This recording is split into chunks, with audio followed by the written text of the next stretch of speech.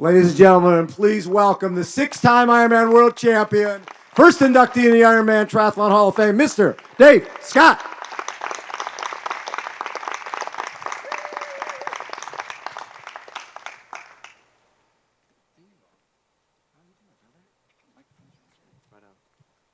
All right. So we're watching 94, and We were. yes, A and long time ago. you hadn't raced since the 89 race. And I remember a lot of people were like, Dave's coming back at the age of 40, and he's got the water bottles down on he's got the shifters down on the down tube, and everybody's like, oh my God, the guy's a dinosaur. How's he going to be effective? Talk a little bit about how fit you were coming into that race, and you obviously were ready, even though you hadn't really raced much in the 5 years leading in. Well, honestly, Bob, I didn't really know. I knew the competitors.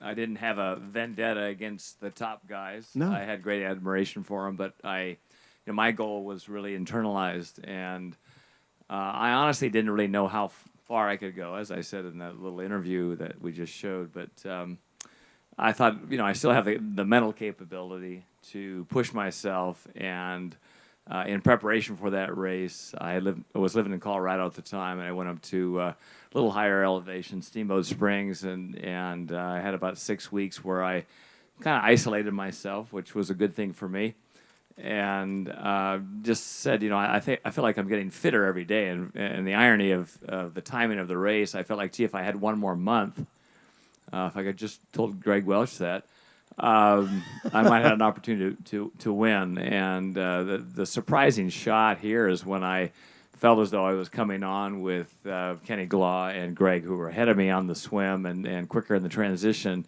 And all of a sudden, I was up near the front. I was just elated. I went by them like I was on a motorcycle, but they said, "You're not going to do that, Dave. Come back here." And so, but at that point, you're in the hunt. And you always like leading that race. You're always one of those guys who you don't want to sit in the group. You want to be off the front and dictate pace. Yeah, I think it was always a good position for me. During the 80s, in the 6 victories, even when Mark was hounding me behind, I felt as though everyone was working off of me. And if I could have moments where I said, gee, I don't feel very good, they don't go around me, they're still lagging back, I think, well, they're concentrating on Dave Scott. And there were moments where I just felt brilliant, as I did in that 94 race. And I thought, well, gee, this must be hurting them a bit. And so, it was a good psychological position to be in, and it's something that I kind of relished in my career. I didn't have maybe the depth that Craig was just talking about, and all the athletes that really had the capability of saying, "Gee, I can win this race." But I think there were a lot of doubters when they came to Kona, and just as we see today. And I'm always asked this, and I don't like this at all. I have a crystal ball. Who's going to be able to win the race? Yeah. And what I like is the tenacity of the athletes in Craig's era and in Jan's era, and the ones that really can win. It's a very small number. How did you have to change going into that race with age? Could you do the same workouts and need more time off in between? Or was it the type of thing where you could string, like you said, you were up at higher altitude, and you could string those days together? Well, I didn't have maybe the allocated time, and in hindsight and knowing a little bit more at the time, and certainly now, that more is not better. Right. And I think a lot of athletes look at, gee, I'm doing an Ironman race, so therefore I have to put in more kilometers or more mileage. And we know physiologically that's not good for your heart, it's not good for your cardiovascular system, and it certainly doesn't enhance your muscular output. So I had a finite amount of time. My 2 boys were born during that time period. Ryan in 1989 was just 3 months old, and that's when I raced Mark Allen, and I had this 5-year hiatus, and Drew was born during that time, and so I had these 2 little guys that I actually liked then. My son is out here, Ryan. He's 29 right here, Where's right now. Ryan so at? he's sitting over at this table. Nice. So I'm grateful that he's here tonight. That's great that you got him a start in the race on Saturday, Ryan. You're going to have a lot of fun. Good job. That's not Ryan's forte, but he can lift a lot of weights.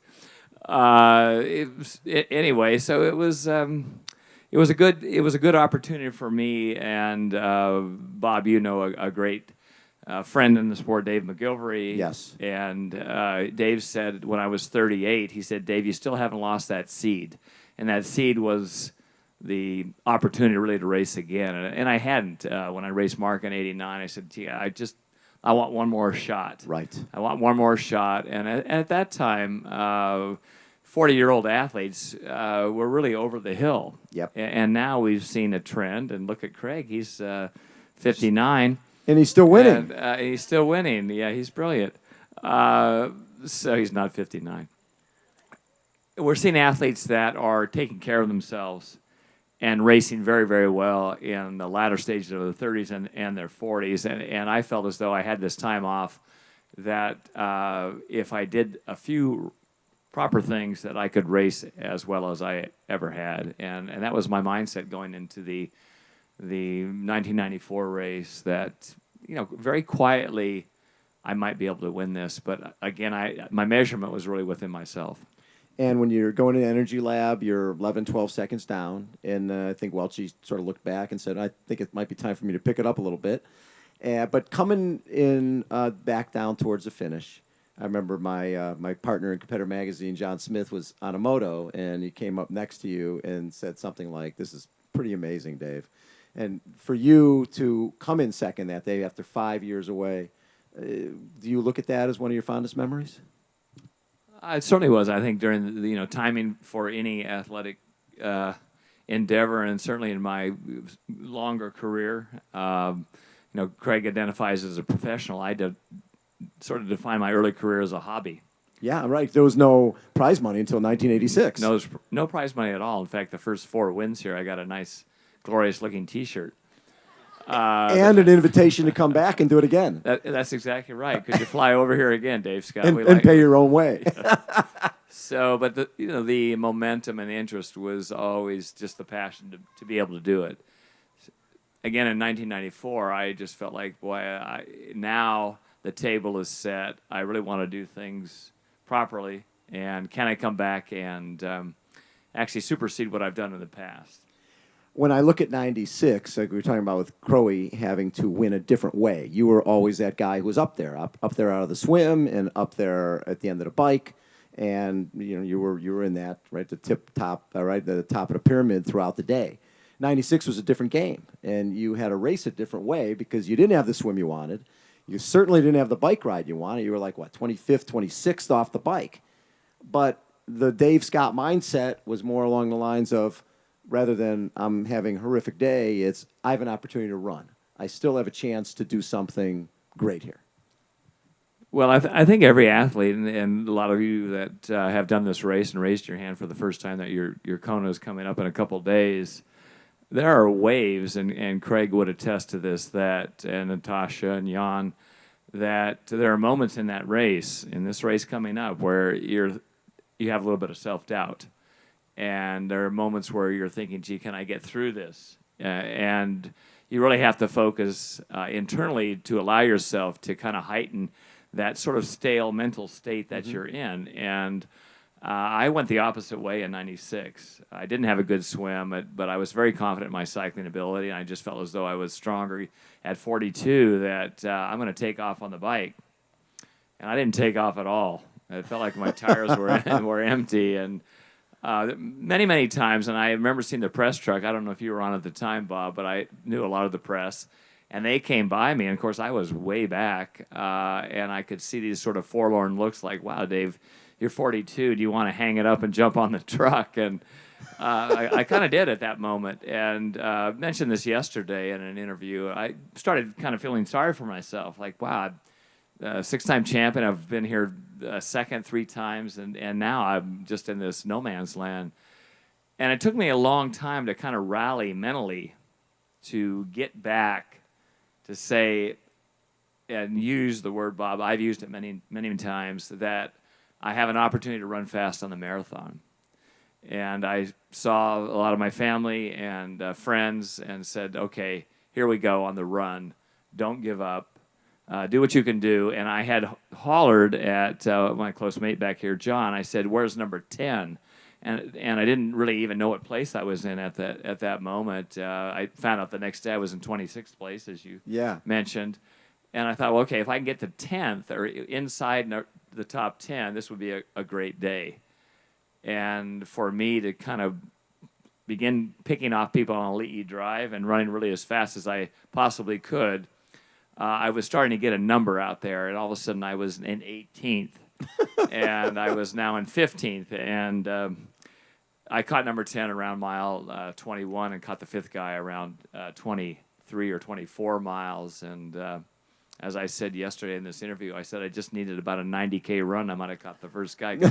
I was flying then, and I think if there's a little message I think for everyone that we look at world champions, boy, you're invincible. Well, that's not true.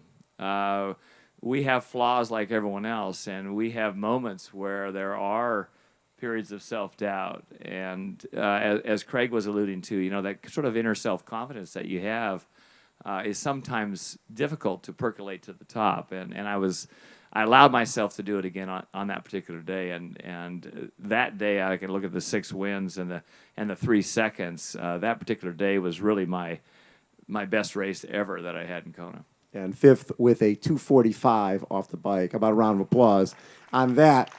And it's interesting because from the outside, if you're in the media and you're watching athletes race, it looks like they're totally under control. I remember interviewing Jan after his win 2 years ago, and I said, Jan, you look great out there. He says, I was ready to quit probably 20 times. You just can't, you don't know what's going on, and the doubts that guys are fighting the entire time. Well, I've had a great opportunity to watch the great champions, Craig and Jan and Natasha, in their races, and I know what they're going through mentally. Right. You've been there. And even the year that Craig broke the record, he didn't run at his capability. I say this as he'll come up here in a second. Right. Gee whiz, Craig, why didn't you run 2:37? Well, he's out there cramping, and he's walking backwards and everything else, just trying to get across the finish line. And I know mentally he's extraordinarily tenacious, as Jan has been in his victories. Right. And, I always wanted the best women and the best men to have their greatest day. And I think there's a lot of the athletes that are standing now and racing coming up Saturday, we haven't seen the greatest performances yet. No. I mean, you've always felt that the guys should be running 2:35, 2:36, and that's, after what Patrick's done the last 2 years, 2:39, that's probably coming fairly soon. Well, we thought that, Bob, 20 years ago. Right. And I've mentioned Jan many times. I had a fantastic opportunity to watch the World Champions 70.3 in Port Elizabeth, South Africa, about a month ago.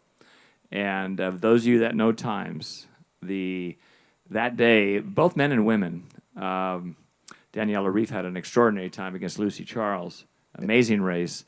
Jan ran 106 high off the bike. That's 5:03 miles, 3:10 kilometers, or a little bit better. That's darn fast. Real fast. And Alistair Branley and Javier Gomez right behind him. But it was really an extraordinary day to be involved with the sport and to be able to witness that amplitude of success. And getting back to your question, Daniela ran 116 high. I think the men and women today are a lot faster than what Mark Allen and I did. And I'd love to see that premier day, that extraordinary day on the Ironman course here in Hawaii, and I think there's about 5 men that can run 2:35 or better, and there's a handful of women, probably 4 to 5 women that should be under 2:50. How about a round of applause for Mr. Dave Scott?